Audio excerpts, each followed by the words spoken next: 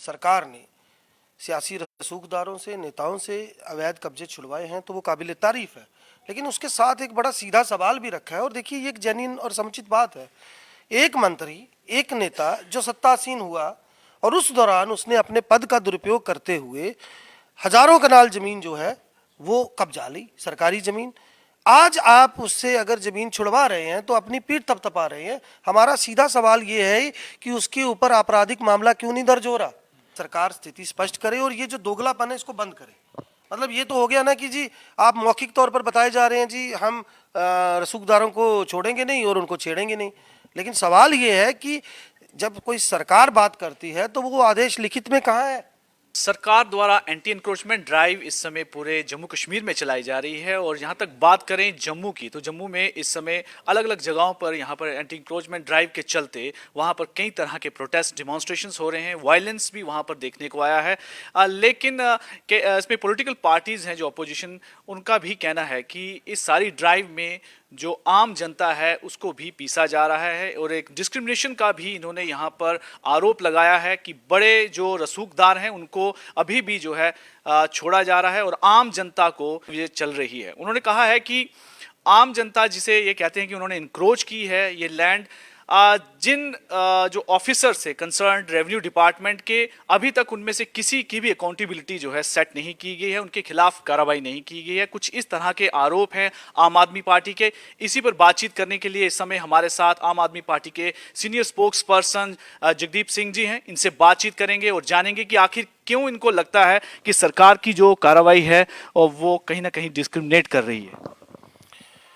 निश्चित तौर पर इसमें कोई दो राय नहीं है कि प्रदेश सरकार, या मैं यूं कहूं कि सिन्हा सरकार, बीते कई दिनों से जिस प्रकार से दोनों खित्तों के भीतर एक तरह का भय का माहौल बनाकर लोगों के समक्ष उसे परोस रही है, वो कहीं ना कहीं निंदनीय है। हम बड़े स्पष्ट शब्दों में एक बात की तो तारीफ करने से भी नहीं चूके कि अगर सरकार ने सियासी रसूखदारों से, नेताओं से अवैध कब्जे छुड़वाए हैं तो वो काबिल तारीफ है। लेकिन उसके साथ एक बड़ा सीधा सवाल भी रखा है, और देखिए ये एक जेन्युइन और समुचित बात है। एक मंत्री, एक नेता जो सत्तासीन हुआ और उस दौरान उसने अपने पद का दुरुपयोग करते हुए हजारों कनाल जमीन जो है वो कब्जा ली, सरकारी जमीन। आज आप उससे अगर जमीन छुड़वा रहे हैं तो अपनी पीठ थपथपा रहे हैं। हमारा सीधा सवाल ये है कि उसके ऊपर आपराधिक मामला क्यों नहीं दर्ज हो रहा। और दूसरी बात यह है कि सिर्फ चंद एक क्षेत्रीय दलों के नेताओं पर ही ऐसी कार्रवाई क्यों।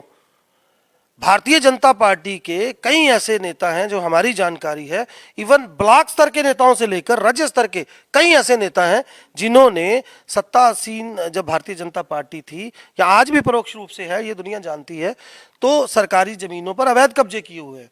तो एक जैसा व्यवहार क्यों नहीं, ये हमारा पहला सवाल था। दूसरी अहम तरीन बात मैं जो आपके इस मंच के माध्यम से बताना चाहूँगा, देखिए हमें थोड़ा सा इतिहास में जाना पड़ेगा। 50 के शुरुआती दशक में जब शेख अब्दुल्ला साहब ने एक ऐतिहासिक फैसला सुनाया था, तो आज भी लोग, आप देखिए आपको यहाँ के जम्मू के मैदानी इलाकों में लोग मिल जाएंगे जो शेख अब्दुल्ला साहब के उस फैसले की बड़ी तारीफ करते हैं, क्योंकि लोगों को ज़मीनें जो है काश्तकारों को मिली थी, जागीरदारों से छीन कर उन्होंने काश्तकारों को दिया, लेकिन वो ज़मीनें लीगलाइज नहीं हुई। और आज ये सरकार आकर उनको कह रही है कि जी आपका इसके ऊपर कोई राइट ही नहीं है। तो ये 3-4 ऐसे अहम तरीन पहलू हैं जिस पर हम चाहते हैं सरकार स्थिति स्पष्ट करे और ये जो दोगलापन है इसको बंद करे। मतलब ये तो हो गया ना कि जी आप मौखिक तौर पर बताए जा रहे हैं जी हम रसूखदारों को छोड़ेंगे नहीं और उनको छेड़ेंगे नहीं, लेकिन सवाल ये है कि जब कोई सरकार बात करती है तो वो आदेश लिखित में कहाँ है। तो इसलिए ये जो खौफ का माहौल बना है, हम उसकी कड़ी में जमत करें। आज जिस तरीके से लेफ्टिनेंट गवर्नर मनोज कुमार सिन्हा ने और चीफ सेक्रेटरी, अलग अलग जितने भी कंसर्न्ड ऑफिशियल्स हैं, उन्होंने एक ही स्टेटमेंट को बार बार दोहराया है कि जो आम जनता है, जो गरीब जनता है, जिसके पास 5 मरले से लेकर 15 मरले तक का जगह है, हम उनके साथ बिल्कुल भी छेड़छाड़ नहीं करेंगे। और एडमिनिस्ट्रेशंस को भी इससे रिलेटेड जो है डायरेक्शंस इशू की गई हैं। क्या आपको विश्वास नहीं है एडमिनिस्ट्रेशंस के इस आश्वासन पर? लेश मात्र भी नहीं है, और मैं इसके कुछ कारण भी आपको बता दूं। सबसे पहले तो आप ये देखिए, उदाहरण के तौर पर जो विस्थापित पाकिस्तान से यहाँ आए थे 1947 में, मैं वेस्ट पाकिस्तानी की बात नहीं कर रहा, पीओके की बात नहीं कर रहा, उनको 6 एकड़ ज़मीन जो है सरकार ने म्यूटेशन करवा कर दी थी, 6 एकड़ ज़मीन, ताकि वो किसान खेती बाड़ी कर सके। अब एक व्यक्ति जो शहर में रहता है तो अब उसके पैरामीटर तो डिफरेंट होंगे। अब उसको क्या पैरामीटर्स आप तय कर रहे हैं? 6 एकड़ अगर उसको आपने वहां दी थी आज से 6 दशक पहले, आज आपके क्या पैरामीटर्स हैं? आप कितनी जमीन को उसके लिए उसके हक में हो, उसके कब्जे में हो तो आप लीगल मानते हैं? आप बोले जा रहे हैं, कहानियां सुनाए जा रहे हैं, आप लिखित में आदेश क्यों नहीं दे रहे? और फिर आपने अपने तमाम डिस्ट्रिक्ट को ये आदेश क्यों जारी किए हैं कि आप तमाम जमीन का रिकॉर्ड जो है निकाल लीजिए, फिर चाहे वो एग्रीकल्चर है, कमर्शियल है, रेजिडेंशियल है। हमारा सीधा सवाल है, सरकार ये जो भय का माहौल बना हुआ है वो मैं तेली बस्ती गया था जी कल, लोग हलकान है, परेशान है, रातों की नींद हराम है उन लोगों की, और उनका कसूर क्या है? सारी जिंदगी की कमाई करके उन्होंने वहाँ पे छोटे छोटे घर बनाए हैं और आज उनके जहन में एक डर पैदा कर दिया गया, ना मालूम कब उनके घरों को तोड़ दिया जाए। एक बात मैं और कहना चाहता हूँ, देखिए हम एक ऐसी सियासी जमात है जो बड़े सेकुलर अप्रोच के साथ आती है। मैं ये पूछना चाहता हूं, बठिंडी, सुजमा, मलिक मार्केट, तेली बस्ती, यही नाम क्यों आ रहे हैं बार बार? क्यों एक संप्रदाय विशेष को ही कटघरे में खड़ा किया जा रहा है? क्या जम्मू खित्ते के अंदर बाकी जगहों पर इलीगल कब्जे नहीं हुए? तो सवाल ये है कि पहले सरकार अपने गिरेबान में झांके, और माफ कीजिएगा मैं फिर से कह रहा हूं, मैंने पहले भी कहा, ये जम्मू कश्मीर है जनाब, ये यूपी या बिहार नहीं है। तो जिस तरीके से ये बुलडोजर वाली कहानी यहाँ बता रहे हैं, इनको लेने के देने पड़ जाएंगे। लेकिन सरकार का ये भी तो कहना है कि अभी तक हमने ऐसी कोई कार्रवाई नहीं की है किसी भी ऐसे गरीब व्यक्ति पर कि जिस पर इस तरह का इशू आए, एक बात। और दूसरा, उन्होंने यही बार बार कहा है कि हमारा जो अपोजिशन पार्टीज हैं वो बयानबाजी ज़्यादा कर रही हैं सिर्फ इस पूरे मामले को मिसलीड करने के लिए, और आम जनता में एक मिसकंसेप्शन जो है क्रिएट कर रहे हैं, जिसकी वजह से ये इशू काफ़ी इस समय सेंसिटिव बना है। देखिए, पहली तो बात, आधिकारिक तौर पर आम आदमी पार्टी ने आज पहली मर्तबा अपना दृष्टिकोण रखा है, ये मैं आपको बता दूं। दूसरी बात, अगर उनको लगता है कि पॉलिटिकल पार्टीज जो है इसको भुनाने की कोशिश कर रही हैं, अपनी सियासी रोटियां सेक रही हैं, तो मैं सीधे शब्दों में ये कहता हूं कि गवर्नर साहब एक स्टेटमेंट जारी कर दें कि इतने इतने मरला ज़मीन के लोगों को हम तंग नहीं करेंगे। अरे भाई, हम तो वो पार्टी हैं जो बिजली पानी की बात करते हैं, स्कूलों की, अस्पतालों की बात करते हैं, हम उन्हीं मुद्दों पर रहना चाहते हैं। ये तो हमारी मजबूरी है, जब इन्होंने हालात ऐसे पैदा कर दिए इस प्रदेश के अंदर, आज यहाँ के लोग सहमे हुए हैं, डरे हुए हैं, और एक खौफ। मैं आपको एक एग्जाम्पल देता हूँ जनाब, कल मैं गया यहाँ प्रमंडल ब्लॉक में, एक सरपंच है, मैं उनको व्यक्तिगत तौर पर जानता हूँ, नेशनल कॉन्फ्रेंस के सरपंच हैं, उनकी दुकानों के ऊपर भारतीय जनता पार्टी का कल झंडा मैंने देखा।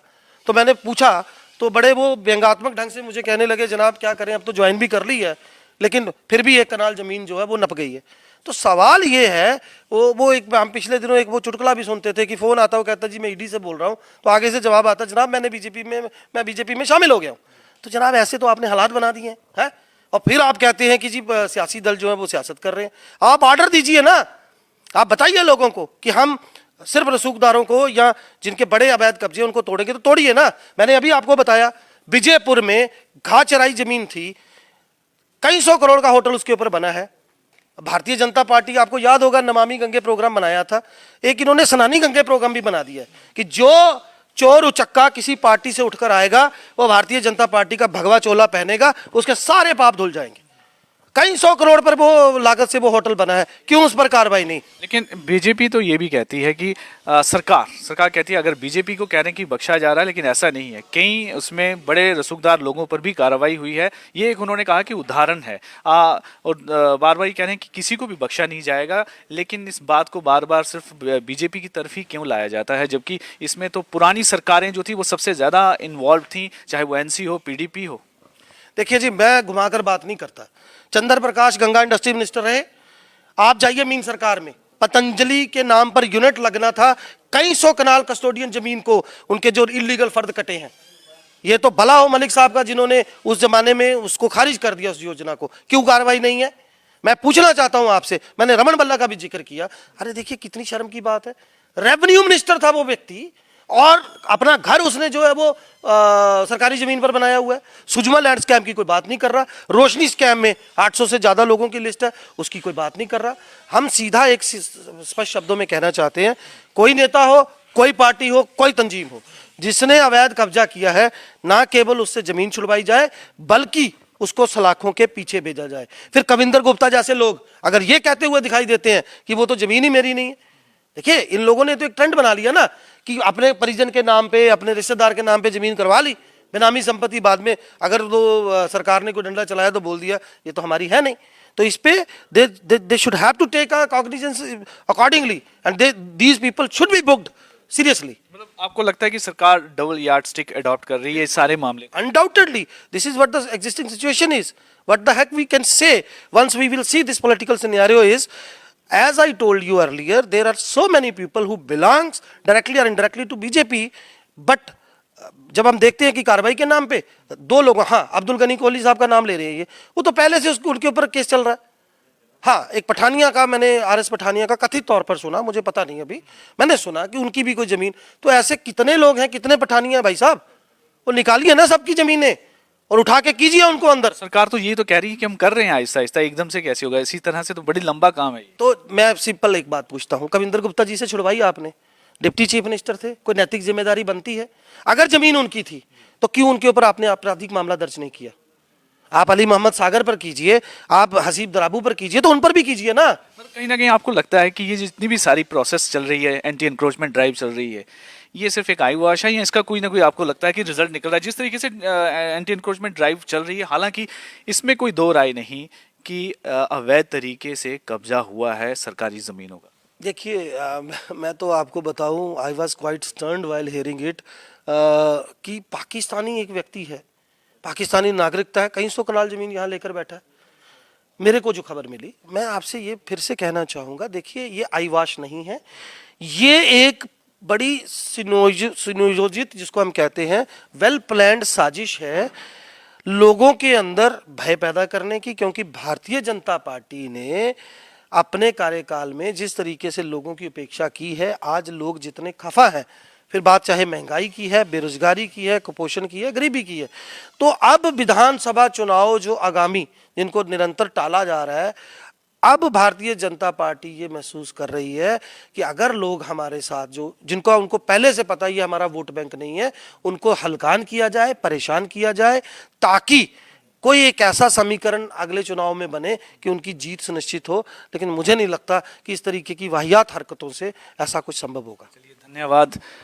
साफ तौर पर इनका कहना है कि ये सरकार एक प्रेशर टैक्टिक्स जो है ये उसी का हिस्सा है कि आम लोगों में एक भय की स्थिति पैदा करे, ताकि आने वाले विधानसभा में जो है बीजेपी को इसका पूरा फायदा मिले। और यहाँ तक एंटी इंक्रोचमेंट ड्राइव जो अभी चल रही है, वैसा ही उन पर भी उन्होंने आरोप लगाया है कि इसमें भी सिलेक्टिव जो है एक्शन हो रहा है, एक पर्टिकुलर कम्युनिटी को जो है इसमें टारगेट किया जा रहा है। जो रसूखदार हैं और सरकार के साथ हैं उन पर कार्रवाई नहीं की गई। अगर सरकार इतनी ही ऑनेस्ट है तो सबसे पहले उन ऑफिसर्स पर और अपने ही पार्टी के यहाँ जो अभी बीजेपी में ऐसे जितने भी लीडर्स हैं जिनके पास अवैध ज़मीन है, उन पर पहले कार्रवाई करे, तब आम जनता में इसके लिए भी एक विश्वास पैदा होगा।